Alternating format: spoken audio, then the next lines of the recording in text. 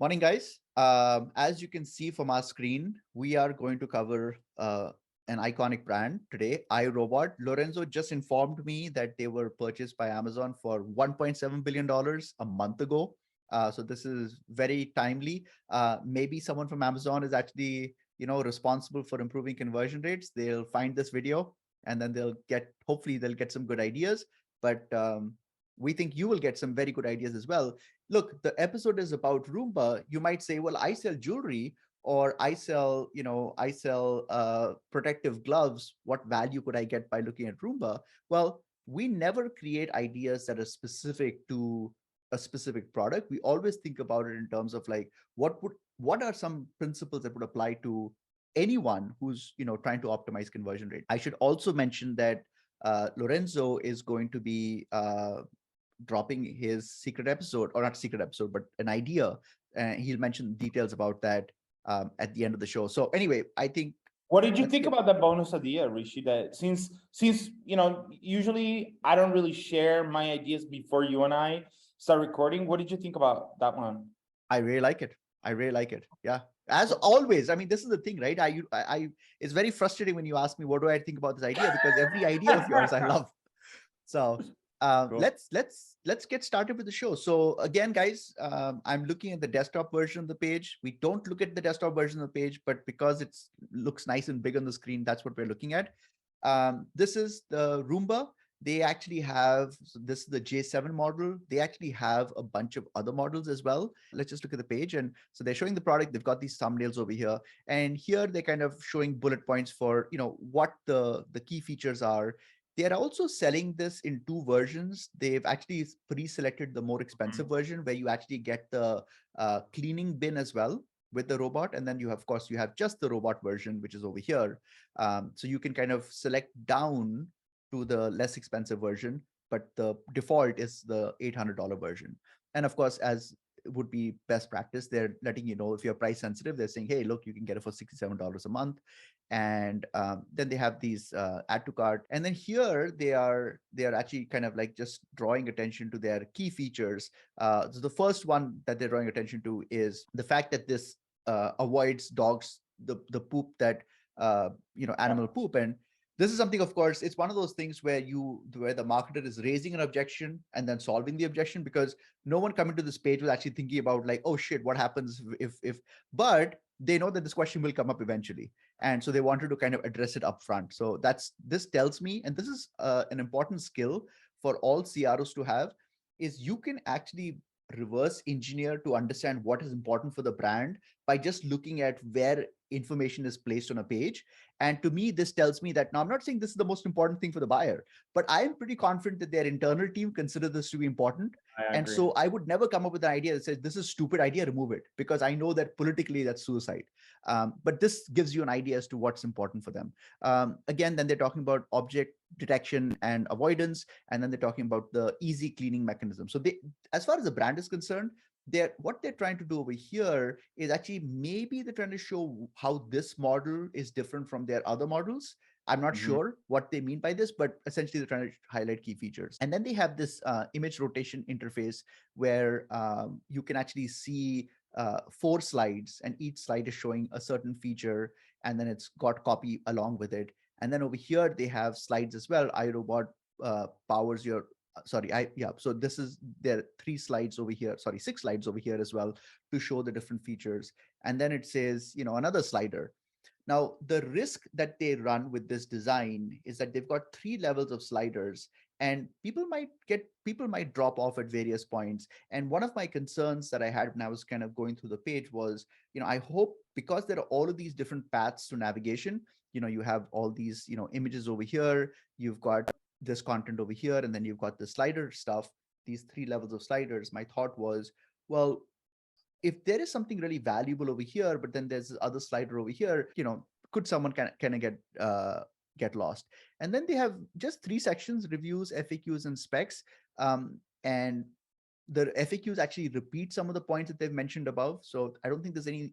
I think this is a lost opportunity. I would have actually, like for example, the automatic disposal, that's actually something they've already addressed above. The pet waste avoidance again was addressed above. There's no harm in repeating things, that's totally fine. But if someone is clicking FAQs, it's evident that they're looking for, they have more questions. I would have at least put a link over here that says, 50 more FAQs. Like if you have the content, you should show the content, and let the person drive the experience. Anyway, I that's the layout of the page. Is there anything I've overlooked, Lorenzo? No, but I just thought about something interesting. So the difference that this product has compared to like a lot of products that we previously analyzed, is that this product has a crazy amount of features, right? If you think about a lot of products that we analyze, like, Yeah. much easier products in terms of like attributes and features, right? So, myself with a CRO and research mind, I would be like, well, I wonder in that hierarchy of product features, what? You are stealing my ideas. This is Oh, wonderful. okay. So, No, sorry, no, sorry. no. This is exactly, go. I Yeah, no, want I people was to just know gonna that. say in the hierarchy of product features, because they have like a lot, let's say like 20, right? Um, each one of them doesn't have the same weight and the same impact of Yes, the other one, right? yes, Yeah. yes. Lorenzo, this is the, I really think that one of the things that I find very remarkable about you and I is that we are so opposite in terms of mechanisms. You are a research driven guy. I'm a non-research driven guy, but we come up with the same kind of insights. And I think this is something, I think we have this such a binary way of looking at things. CROs do, like, oh, you don't do research, you must have very bad ideas. And oh, you do research, you must be very expensive.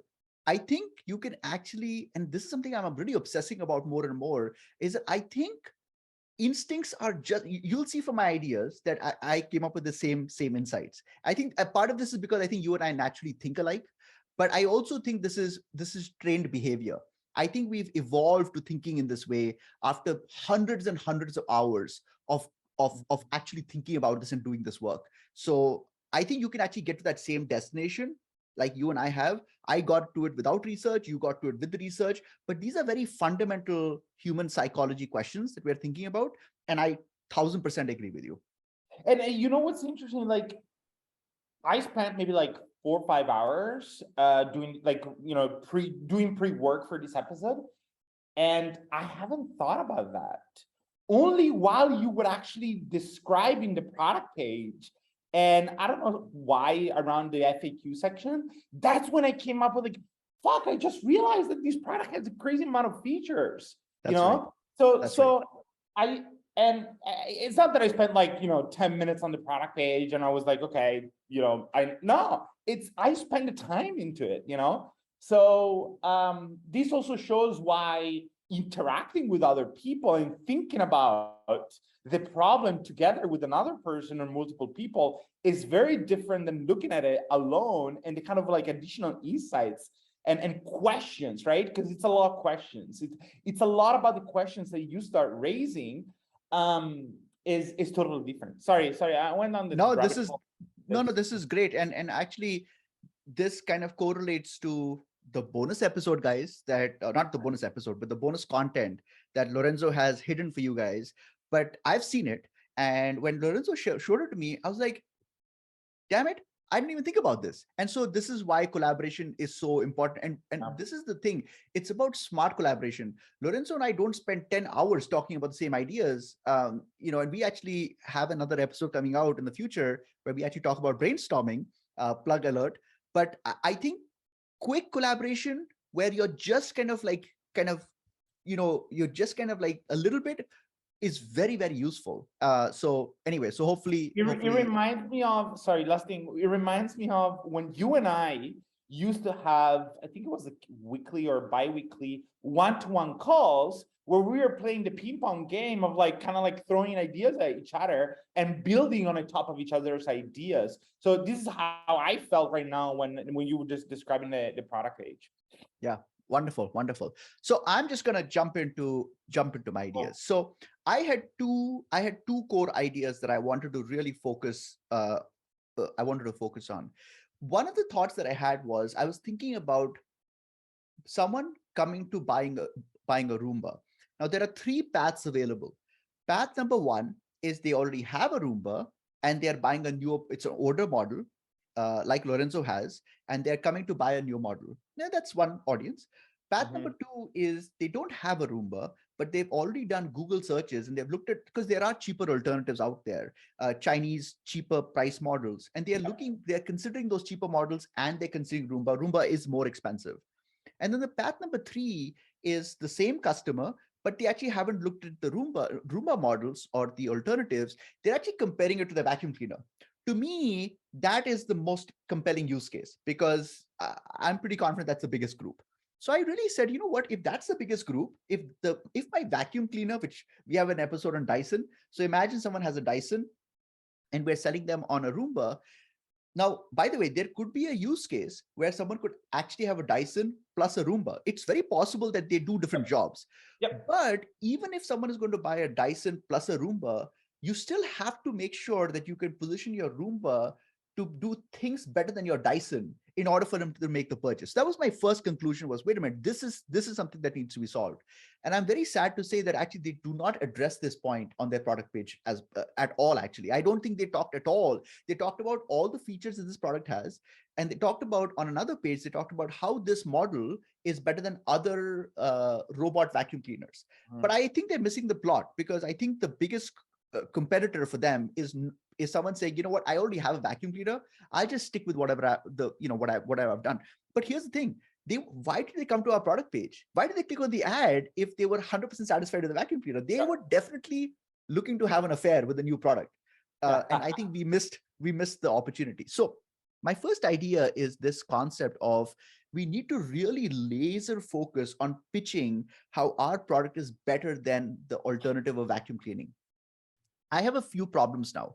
The problem is that a lot of the content that they talk about on their page, they're actually talking about what the robot can do, which is amazing when you think about the fact that there's a robot that can actually do these things, but it's actually not remarkable when you compare it to what you do with vacuum cleaning. So for example, it said avoid pet accidents on purpose. Yes, this is amazing that there's a robot that can avoid pet accident, but I vacuum clean, and when my dog has got shit on the floor, I don't vacuum clean over it. So for me, it's not a really strong selling point. Another one it says over here is cleans targeted messes the moment they happen. So here they're showing an image where there is mess on the floor, but there's also mess on the top where the chopping board was. And so I'm thinking to myself that, okay, the Roomba is going to clear this, but it's not going to clean this. So I still have to fucking clean it. So like, I don't understand. Like I understand what they're doing. They're trying to say they've sat in a room and they've brainstormed and said, what are all the things that we can use? What are the use cases for our machine? But they overlook the fact that how is this use case actually benefiting me? Because if you can, I don't know if this is clear enough, Lorenzo, but like if you look in the screen, you'll actually see there's this shit over here as well. Yeah. So if my Roomba, first of all, look at the user experience. I have to say, hey Alexa, tell Roomba to vacuum the front of the kitchen counter. This is extra effort. And even if Roomba does it, it only cleans this part, and I still have to come home from work and clean this part. So I understand it's a feature, but if I'm trying to position this as being a superior alternative to vacuum cleaning, I have to like focus on other things. And that's the point I wanted to make over here. And Lorenzo might very well have different opinions on this. Another thing over here it says is that it identifies obstacles and avoids hazards. Again, this is not something that my vacuum cleaner can't do. So I think these are valuable features, but I'm going to make a point over here later on. Okay. The other thing over here, it says only iRobot offers dirt detect technology to focus on dirtier spots like high traffic areas of your home versus less traffic areas of your home. Again, this is a genius thing that there's software that can figure this out. But when I'm vacuuming, I'm automatically cleaning the entrance of my house more. So again, this is not a compelling case to buy against vacuuming. So I think that if I was running an experiment, I would actually just completely repurpose the page and just focus on those things where it is clear, because it is clearly better than vacuuming in many, many cases. And I'll actually cover that. So my point is this. Now the team might say, but Rishi, listen, these are still features. And this goes back to the point Lorenzo made.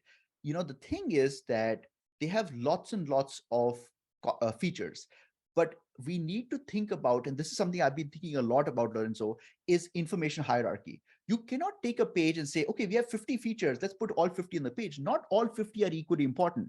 One of the constraints that we have to live with is that the average time on site for an e-commerce website is 2.5 minutes. So when you think about the fact that I only have 2.5 minutes with my buyer, do I really want to just list random 50 things, or do I want to focus on the core 4 things that really make a difference? And I think that discipline is really important. So the point I'm trying to make over here is that if you're putting on the lens of, I need to convince the buyer that this is better than vacuuming, these features are nice to have things, but I don't think they make a strong enough case against vacuuming. And so my first idea is to actually get rid of them. And I'm going to tell you about some features that I identified that they didn't even talk about, but I think really compellingly show how this product is actually better than vacuuming. So my first things I realized was I spent a lot of time on this page. And I spent a lot of time thinking about, like, how is the Roomba better than vacuuming?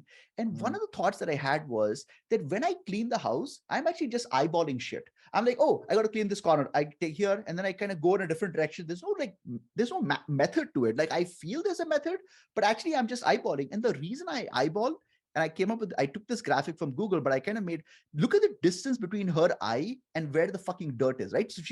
So I was thinking to myself, you know what? That's one benefit Roomba has. So I kind of wanted to show this image like this, and then say the Roomba sensor eye, on the other hand, is just inches away from the dirt. So it can actually properly see dirt.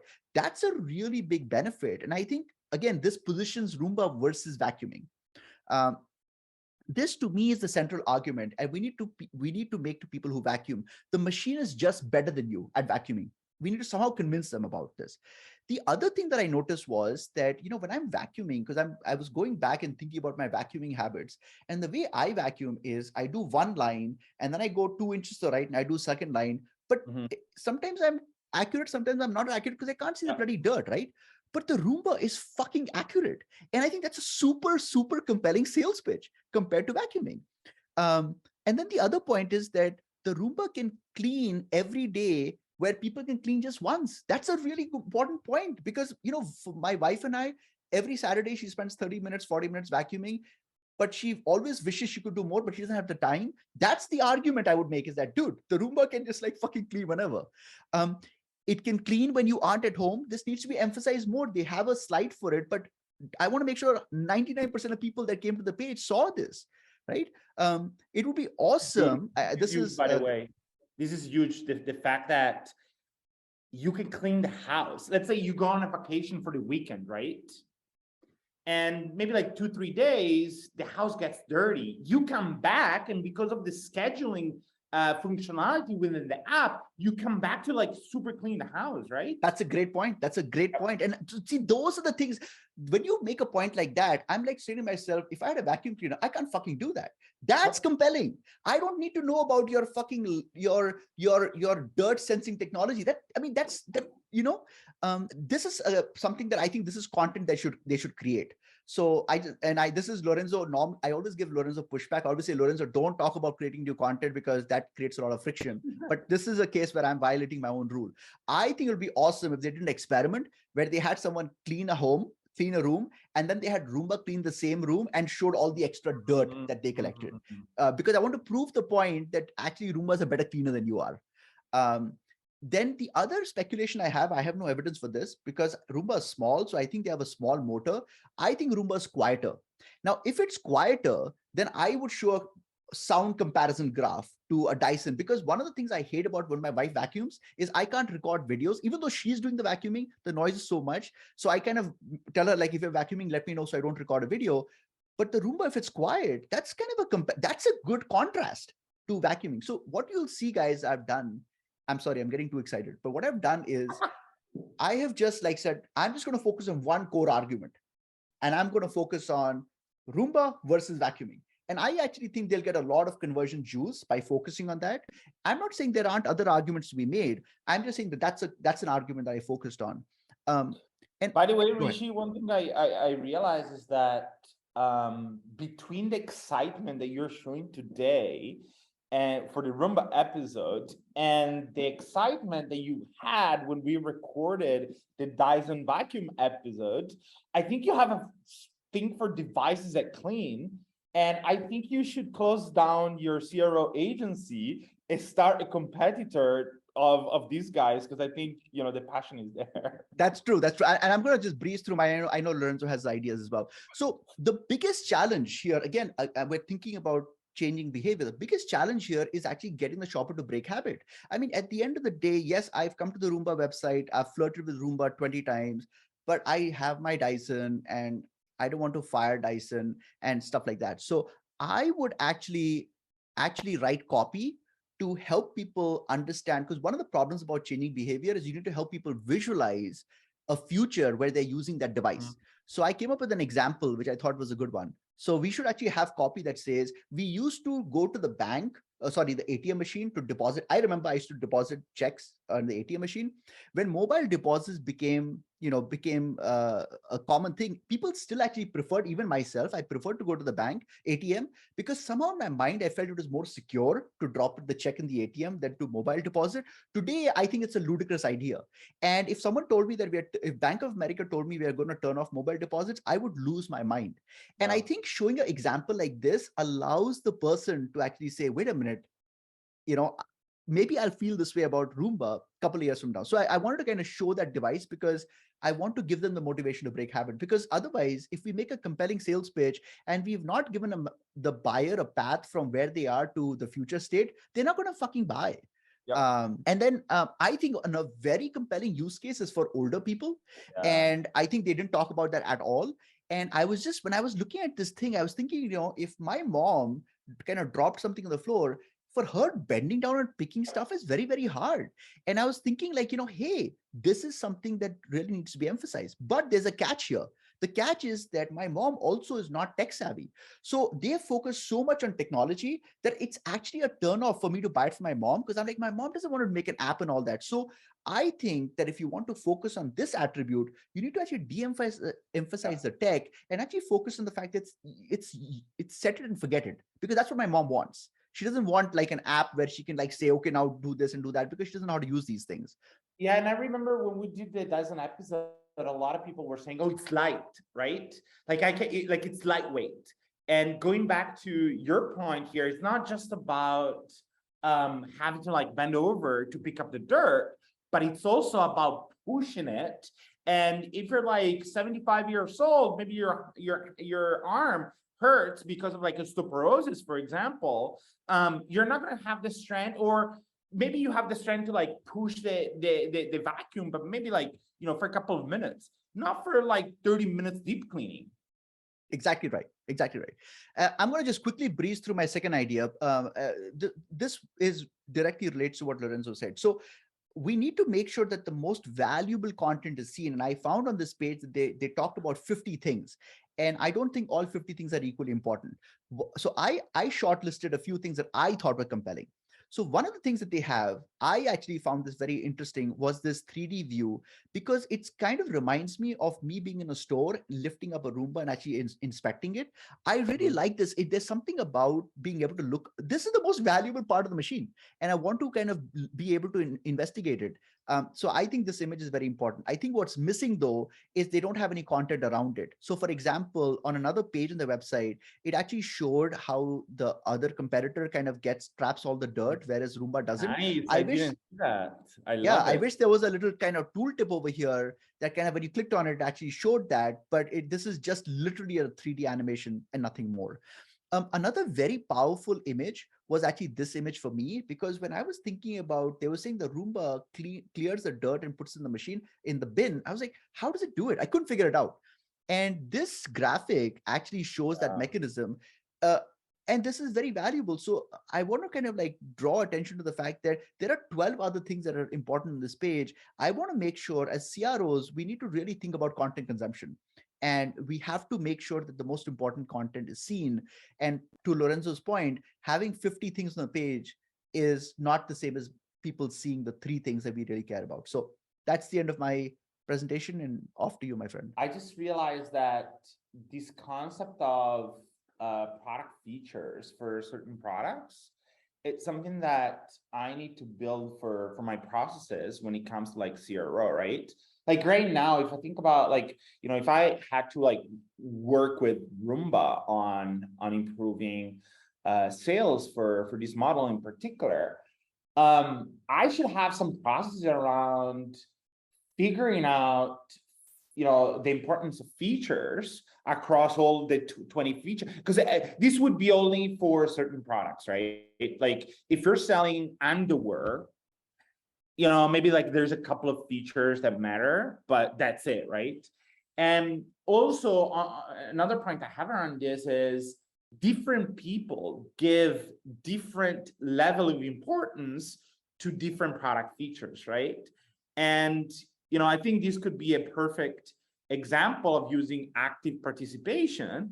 And if you don't know what active participation is, please go into our library. We have a lot of episodes around the concept of active participation. We even give an example with Kylie Jenner e-com store, where I actually like I put together wireframe and design on how I would go about using active participation, which is something that Rishi invented to increase conversions. So I think this concept like pyramid of features should be adapted at the personal level, because again, not all features, like the 75 years old person that is buying Roomba, the hierarchy of features is different than myself, and which I don't have time. Like I'm buying Roomba because I don't have time to hoover and clean the floor myself, right? So these two are completely two different use cases, and for that reason the attributes should be different as well. 100%. And 100%, I totally agree. So anyway, I'm now eager to see what you have. Yeah. So I have two ideas, plus as Rishi mentioned, I have a bonus one as well that you guys can get access to by downloading.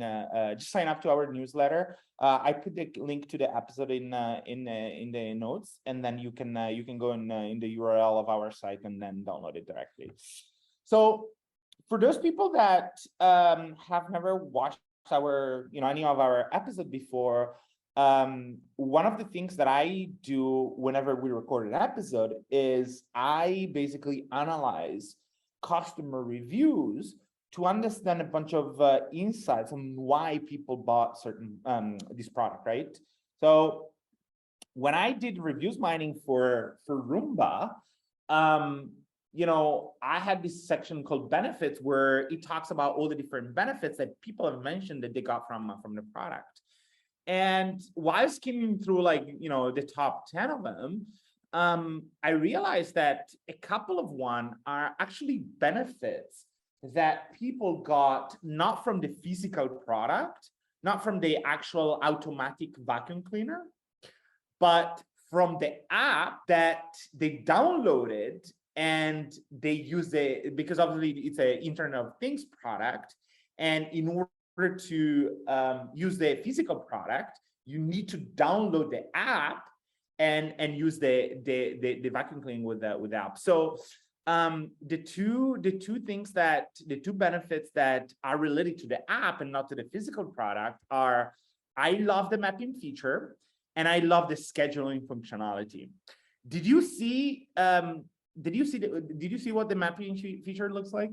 Yeah, there was one of the images that showed a little bit. Yeah. So basically, the mapping feature is something that, if I understand correctly, basically when you buy the Roomba, you have to map out all the different space in your house, so then the Roomba learns where to clean and what the other different objects around your house are. So it doesn't miss any spot, right? But both the functionalities, the mapping feature, the mapping your room, the mapping your house feature, and the fact that you can schedule cleaning by, let's say, today I go to work at 9 o'clock and I'm coming back in 8 p.m., right? Well, I can schedule to have a cleaning, to have Roomba have a cleaning while I'm gone at work, right? But obviously this one, it's not included in the physical product in the Roomba, but it's within the app.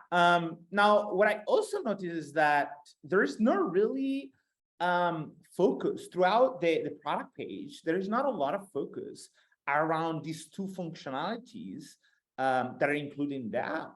But in general, there's like not a lot of explanation about what kind of functionalities the app has, right?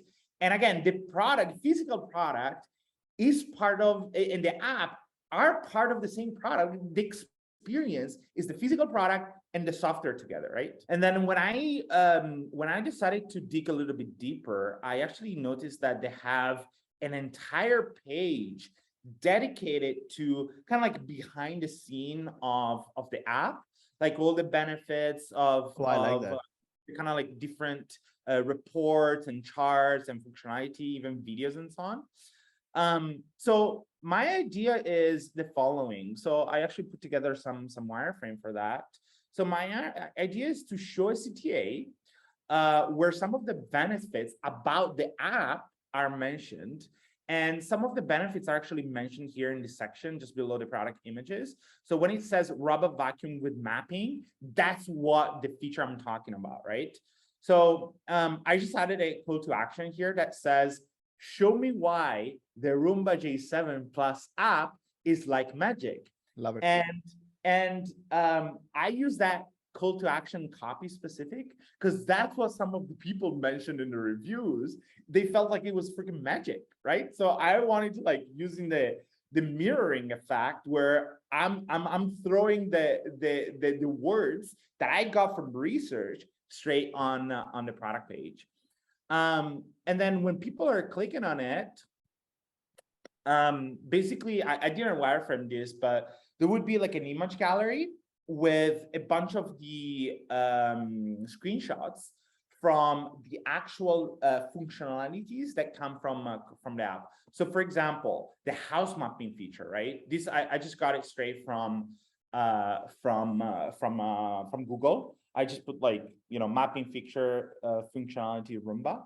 And this is what it looks like. And I would obviously have some like arrows to kind of make something prominent about what these features are. But my point here is that there is not enough information, both copy and visual, about two important benefits that people are mentioning.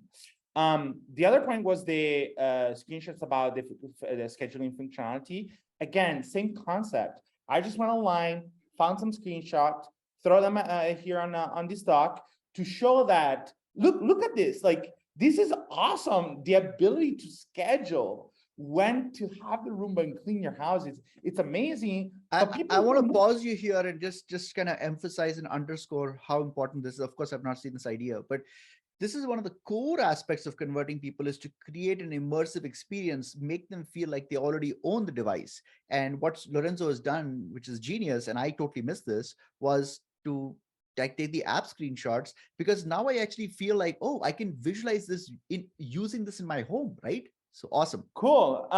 Let's talk about the second idea. So you, Rishi, are you cut your teeth into infomercials, right? You told me this a lot of times. You spent a lot of hours, you know, watching infomercials. You know, a lot of people find them boring. You find them like super valuable, right? Yeah. And I had a time after you and I connected a few years ago where I'm like, fuck, like, it makes sense, right? It's one-to-many selling. And, you know, one of the things that I realized about infomercials is that one of the most powerful things that the infomercial actor, presenter, however you want to call it, does is it shows the product in action. And this product is perfect for infomercials. And this product is, for that reason, this product is perfect for showing the product in action. Now, when I was analyzing the product page, I realized that there was not a lot of content around seeing the product in action. What did you think? Do you think like? Yeah, same. I agree. You know, going back to, you know, stick with this thought now. Now, when I did reviews mining, you know, some of the benefits that people mentioned were results that they got from the product, right? Like cleans very well, navigates very well, it's quiet, kind of similar to what you were saying earlier, right? But the problem is that most of the benefits are just like written words and maybe some images that support that benefits, but there's not a visual claim about those benefits. And examples of visual claims could be like GIFs, like kind of like, you know, maybe like 10 seconds looping gift where it shows the product in action. So you don't have to like spend crazy amount of money hiring like a video production agency to come and do the videos for you, or simply video clips. So here's a solution I have to kind of like solve this problem of not seeing the product in action. So my idea is to basically add a call to action, very, very simple call to action that says seat.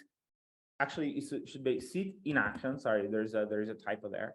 CTA, right where the example, the benefit is being highlighted with image and copy. In particular, Rishi, I don't know if you realize it, but when I saw this image and the copy below, I actually didn't see the dog poop right away. I almost missed it because it's kind of like far away, right? Yeah, exactly.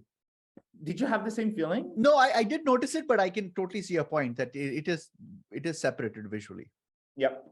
And then, so I would put that call to action in that section for each of the benefits that are being mentioned. And, oops, sorry, I was going a little bit too much.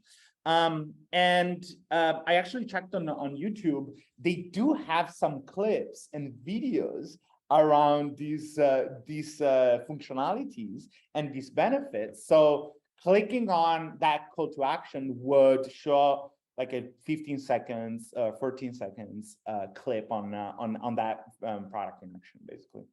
I think these are great ideas, and we would, I would like you guys to challenge us in the comment section if you can, because I think that these ideas directly apply. Even though we're talking about Roomba, I think they apply to almost any e-commerce business.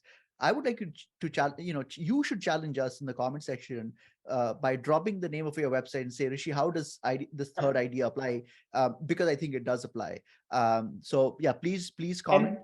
And this is what we've been proving for the past, 30 plus episodes that we've been recording, right? Like the way we think, the way our processes work can be applied for any business and any physical product business, but also like software as well. But our bread and butter is physical products, e-commerce. That's right. You'll have to improvise and you'll have to personalize it for that use case. But the principle, like over here, Lorenzo's talking about, like when you are making a claim, that is the location where you need to show evidence for that claim. This is a universal truth.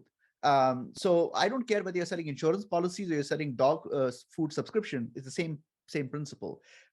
So yeah, is there more?